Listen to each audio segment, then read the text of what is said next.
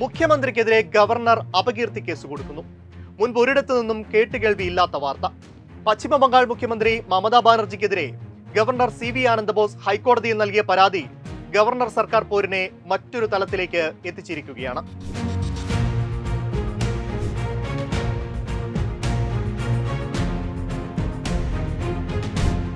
രാജ്ഭവനിലേക്ക് പോകാൻ സ്ത്രീകൾ ഭയപ്പെടുന്നുവെന്ന മമതയുടെ പരാമർശത്തിനെതിരെയാണ് governor CV Ananda Bose മുഖ്യമന്ത്രി അപകീർത്തിപ്പെടുത്തിയെന്നാരോപിച്ച് പരാതി നൽകിയിരിക്കുന്നത്. തൃണമൂൽ കോൺഗ്രസിന്റെ പ്രവർത്തകർക്കെതിരെയും അപകീർത്തി പരാതി നൽകിയിട്ടുണ്ട്.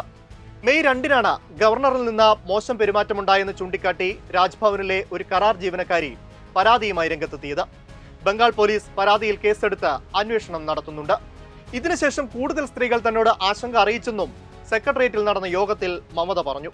ഇതാണ് ഗവർണറെ ചൊടിപ്പിച്ചത്.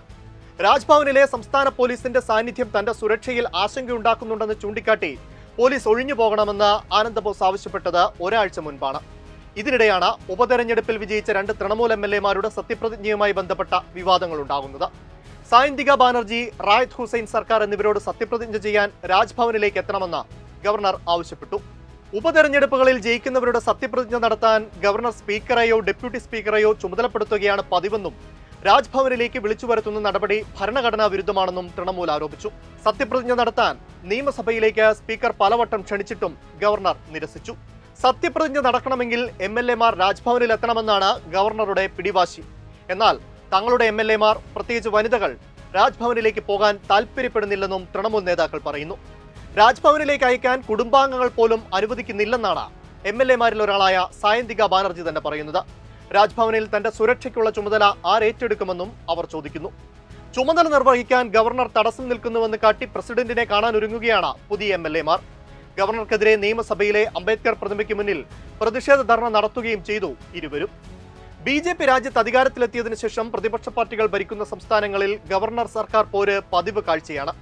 കേരളം, തമിഴ്നാട്, ബംഗാൾ, ഡൽഹി, കർണാടക എന്നിങ്ങനെ വിവിധ സംസ്ഥാനങ്ങളിൽ ഇത് തുടർന്നുകൊണ്ടിരിക്കുന്നു. ഫെഡറൽ തത്വങ്ങളെ അട്ടിമറിക്കാനും വൈവിധ്യങ്ങളെ ഇല്ലാതാക്കാനുമുള്ള BJP അജണ്ടയാണ് ഇത്തരം സംഘർഷങ്ങൾക്ക് പിന്നിൽ. ബില്ലുകളിൽ ഒപ്പിടാതെയും നയപ്രഖ്യാപന പ്രസംഗങ്ങളിൽ നിന്ന് വിട്ടുനിന്നും സർവകലാശാല പ്രവർത്തനങ്ങളിൽ തടസ്സങ്ങൾ സൃഷ്ടിച്ചുമൊക്കെയാണ് സംസ്ഥാന ഗവൺമെന്റുകൾക്ക് ഗവർണർമാർ തലവേദന സൃഷ്ടിച്ചിരിക്കുന്നത്. ഇതിപ്പോൾ ആദ്യമായാണ് ഒരു മുഖ്യമന്ത്രിക്കെതിരെ ഗവർണർ പരാതി നൽകുന്ന നിലയിലേക്ക് കാര്യങ്ങൾ എത്തിയിരിക്കുന്നത്. മമതയ്ക്കും ബംഗാൾ സർക്കാരിനുമെതിരെ കേന്ദ്ര സർക്കാരും BJP-യും എതിർപ്പ് ശക്തമാക്കിയതിന് തൊട്ടു പിന്നാലെയാണ് ആനന്ദബോസ് അപകീർത്തി കേസ് നൽകിയിരിക്കുന്നത്.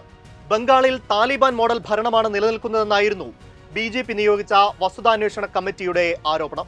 എന്തായാലും ബംഗാളിൽ ഗവർണർ മുഖ്യമന്ത്രി പോര് വരും ദിവസങ്ങളിൽ ഇതുവരെ കാണാത്ത തലങ്ങളിലേക്ക് മാറുമെന്ന് ഉറപ്പാണ്.